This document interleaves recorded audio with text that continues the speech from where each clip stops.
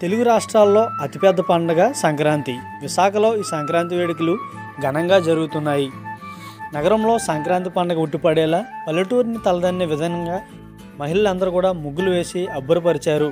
Andhra university గ్రౌండ్లో పెద్ద ఎత్తున మహిళలు పాల్గొని సంక్రాంతి సంబరాల్లో భాగంగా ముగ్గులు వేసి సంక్రాంతి సందేశం అంతా దానిలో తెలియజేశారు.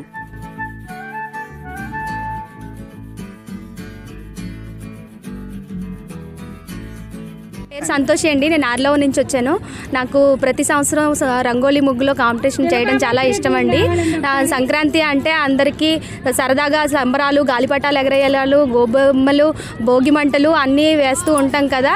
అందుకని అలా నేను ప్రిపేర్ చేశాను. సమాజంలో ఆడపిల్లల మీద జరుగుతున్న అన్యాయాలకు కూడా నేను ఒక మెసేజ్ ఇస్తాను. ప్రతి ముగ్గులో కూడా నేను మెసేజ్ ఇవ్వడం అనేది నాకు అలవాటండి.